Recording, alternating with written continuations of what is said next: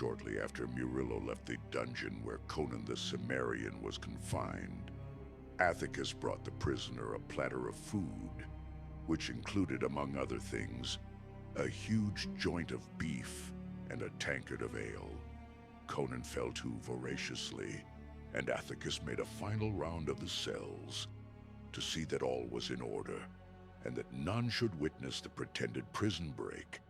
It was while he was so occupied that a squad of guardsmen marched into the prison and placed him under arrest. Murillo had been mistaken when he assumed this arrest denoted discovery of Conan's planned escape. It was another matter. Athicus had become careless in his dealings with the underworld, and one of his past sins had caught up with him. Another jailer took his place. A stolid, dependable creature whom no amount of bribery could have shaken from his duty. He was unimaginative, but he had an exalted idea of the importance of his job. After Athicus had been marched away to be formally arraigned before a magistrate, this jailer made the rounds of the cell as a matter of routine. As he passed that of Conan, his sense of propriety was shocked and outraged to see the prisoner free of his chains and in the act of gnawing the last shreds of meat from a huge beef bone. The jailer was so upset that he made the mistake of entering the cell alone, without calling guards from the other parts of the prison.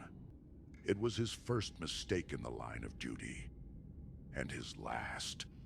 Conan brained him with the beef bone, took his poniard and his keys, and made a leisurely departure. As Murillo had said, only one guard was on duty there at night. The Cimmerian passed himself outside the walls by means of the keys he had taken and presently emerged into the outer air, as free as if Murillo's plan had been successful. In the shadows of the prison walls, Conan paused to decide his next course of action. It occurred to him that since he had escaped through his own actions, he owed nothing to Murillo. Yet it had been the young nobleman who had removed his chains and had the food sent to him, without either of which his escape would have been impossible. Conan decided that he was indebted to Murillo, and since he was a man who discharged his obligations eventually, he determined to carry out his promise to the young aristocrat. But first, he had some business of his own to attend to. He discarded his ragged tunic and moved off through the night naked but for a loincloth. As he went, he fingered the poniard he had captured, a murderous weapon with a broad, double-edged blade 19 inches long.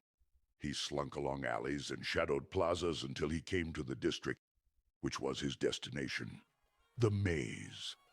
Along its labyrinthian ways, he went with the certainty of familiarity. It was indeed a maze of black alleys and enclosed courts and devious ways, of furtive sounds and stenches. There was no paving on the streets. Mud and filth mingled in an unsavory mess. Sewers were unknown. Refuse was dumped into the alleys to form reeking heaps and puddles.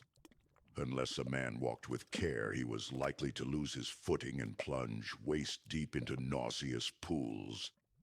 Nor was it uncommon to stumble over a corpse lying with its throat cut or its head knocked in. In the mud, honest folk shunned the maze with good reason. Conan reached his destination without being seen, just as one he wished fervently to meet was leaving it, as the Cimmerian slunk into the courtyard below. The girl who had sold him to the police was taking leave of her new lover in a chamber one flight up. Just how I like it. Damn right I do. I will definitely be back later for more, huh? You'd better. This young thug, her door closed behind him, groped his way down a creaking flight of stairs, intent on his own meditations, which, like those of most of the denizens of the maze, had to do with the unlawful acquirement of property. Partway down the stairs, he halted suddenly. Hey, his hair standing up. what the? A vague bulk crouched in the darkness before him. Who's there? A pair of eyes blazed like the eyes of a hunting beast.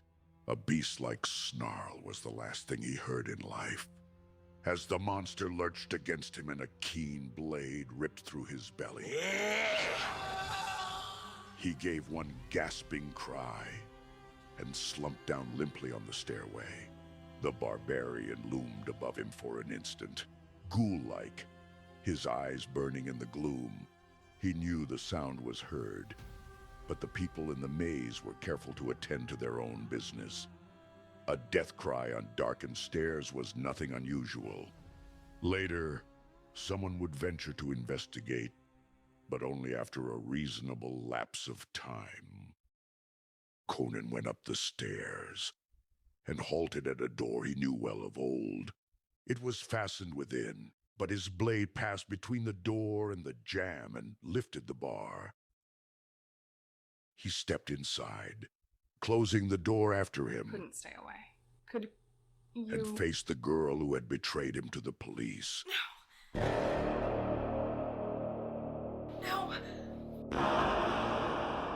The wench was sitting cross-legged in her shift on her unkempt bed. She turned white and stared at him, as if at a ghost. She had heard the cry from the stairs, and she saw the red stain on the poniard in his hand. But she was too filled with terror on her own account to waste any time lamenting the evident fate of her lover. She began to beg for her life, almost incoherent with terror. Conan did not reply. He merely stood and glared at her with his burning eyes, testing the edge of his poniard with a calloused thumb. At last he crossed the chamber, while she cowered back against the wall, sobbing frantic pleas for mercy. Grasping her yellow locks with no gentle hand, he dragged her off the bed. Thrusting his blade in the sheath, he tucked his squirming captive under his left arm and strode to the window. As in most houses of that type, a ledge encircled each story, caused by the continuance of the window ledges. Conan kicked the window open and stepped out on that narrow band. If any had been near or awake, they would have witnessed the bizarre sight of a man moving carefully along the ledge, carrying a kicking, half-naked wench under his arm. They would have been no more puzzled than the girl. Reaching the spot he sought, Conan halted, gripping the wall with his free hand. Inside the building rose a sudden clamor, showing that the body had at last been discovered. His captive whimpered and twisted, renewing her importunities. Conan glanced down into the muck and slime of the alleys below. He listened briefly to the clamor inside and the pleas of the wench. Then he dropped her with great accuracy